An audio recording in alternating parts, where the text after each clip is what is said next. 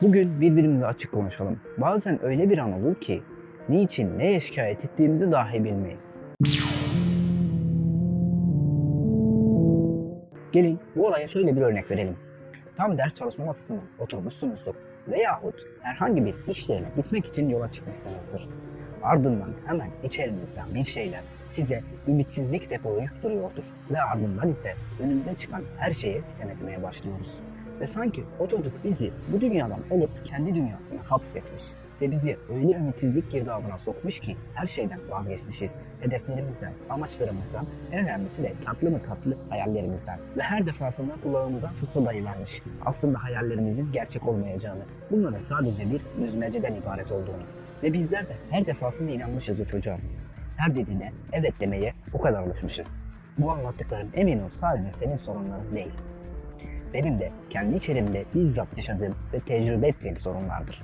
Günlerim öyle ıstıraplı, öyle kederli geçiyordu ki kendimi unutmuş ve hatta bu dünyaya geliş amacını dahi unutmuştum. Bu girdabın ortasında ben yine o çocuğa sarılmış, o çocuğa güvenmiştim. Günün birinde ben bu çocuktan kurtulmalıyım ve yeniden kendimi keşfetmeliyim dedim. Ardından içimden bir ses kulağıma fısıldadı. Ve bir anda hayallerim geldi gözümün önüne. Aslında bir kıvılcım yetecekti bana. Bunu yine kendim başarmalıydım. Ve hemen ayağa kalkıp hayallerim için ne gerekiyorsa onları yapmak için hazırlandım. Şimdi gel böyle sıkıntılı anlarda bunu nasıl başardı sana da madde madde anlatayım. Birinci madde, asla boş durma. Biliyorsun ki boş olduğumuz vakitlerde bizler üzünlenmeye ve yıkıcı olmaya daha yakınızdır. Ve bu boş zamanlar daima bizi bizden uzaklaştırmaya meyillidir. Her ne olursa olsun ufacık bir iş bile olsa o işle meşguldür. Eğer çok boş kaldığını düşünüyorsan kendi hayatını yeniden gözden geçir. 2. Kitap oku. Eğer hiçbir şey yapmaya mecalin, enerjin yoksa kitap oku. En sevdiğin kitabı seç ve yalnızca ona odaklan. Kitap seçiminde lütfen dikkatli ol. Seni dramatize edecek kitaplardan lütfen uzak dur. Çünkü o an hüzünlüsün ve hüzünlü kitap okumak sana hiçbir şey katmayacak. Bu yüzden bulunduğun durumun zıttı bir kitap oku. 3. Film izle. Bu durumda kitap okumaktan hoşlanmıyorsan senin için en iyi seçenek film izlemek. Ama burada da yine aynı noktaya dikkat edelim. Ve lütfen saçma sapan aşk dizilerini ve filmlerini izlemeyin. Sana kendini bulduracak, kendini geliştirecek ve sana hayatta seviye atlatacak filmler izlemelisin. Ve burada sana yardımcı olabilmek için daha önceden izlediğim kaliteli filmleri aşağıda açıklamada seninle paylaşacağım. 4. En az bir sanat dalıyla ilgilen. Gün içerisinde muhakkak sadece bir saatini sevdiğin bir sanata ayır ve kendini o dalda geliştirmeye çalış. Bunun sana katacağı etkiler ise düşünme becerisi, kabiliyet, enerji, motivasyon ve daha sayamadığım binlerce özellik. Gördüğün gibi küçücük gördüğün bir saatte sadece sanatla uğraşarak aslında binlerce şey kazanabilirsin. Ben bunlar içinden sadece yazarlığı seçtim ve hayatımdan da gayet memnunum. Az önce saydıklarımı rahatlıkla kazanabildim diyorum. 5. Sevdiklerinize mesaj atın. Haftada bir kez dostlar sevdiklerinize onları mutlu edecek bir mesaj atın. Bunu kesinlikle haftada bir kez yap. Sevdiklerine karşı sevgini belli ettiğinde onlar bu olaydan memnun olacaklar. Ve aldığın geri yanıtlar ise seni memnun edecek. Onlara vakit ayırmak sana aktif bir dinlenme olacaktır. Ve bu sayede tekrar dersin veya başka bir işin başına döndüğünde ise daha enerjik ve daha motive bir şekilde döneceksin. 6. Bir dostunuza mutlaka derdinizi anlatın.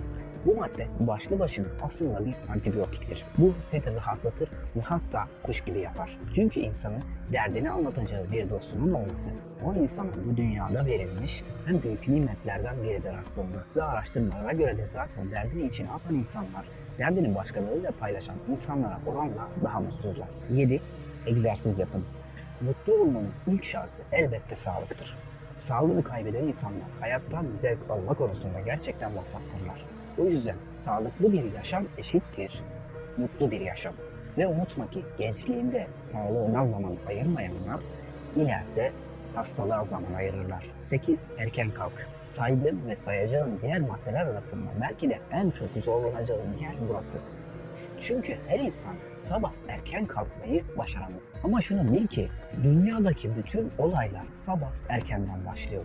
Ve nedense insan dışında bütün canlılar bunun farkında ve hepsi sabah erkenden kalkıp işlerini yapıyorlar. Ve insanoğlu öyle tembel ki o vaktin kıymetini araştırmaya bile üşeniyor. Bugün şunu yaparsanız erken kalkarsınız, bunu yaparsanız erken kalkarsınız demeyeceğim. Çünkü çok isteyen illaki bir yolunu bulur. Yani insandan insana değişiyor.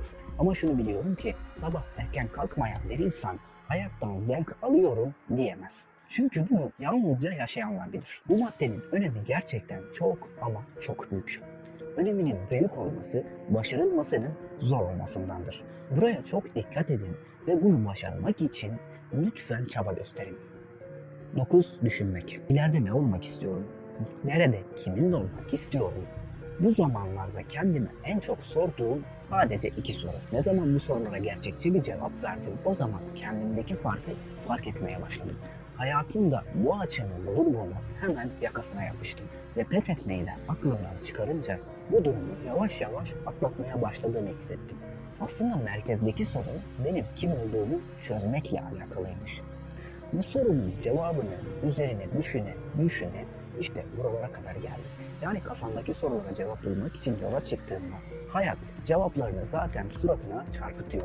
Ondan sonra da evet işte gerçekten buyum deyip artık daha gerçekçi bir yaşam ve daha gerçekçi hedefler koyuyoruz. 10.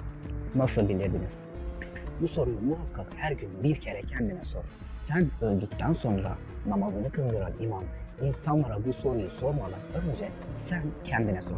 Bu soruyu her gün kendine bir kez sorman, sen öldükten sonra bu dünyaya bir şeyler bırakmak için çalışman gerektiğini sana hatırlatacaktır. Ve bu sayede artık bir davan olmuş olacaktır. Ve zaten bu dünyada davası olmayan insanlar ölmüş insanlardır. Ve şu an şikayet edip durduğun yerde bulmak isteyen belki milyonlarca insan var. Lütfen bunun değerini bil ve sen yerine teslim ederken nasıl bilirdiniz sorusuna iyi bilirdik desinler. Bugünlük de bu kadardı.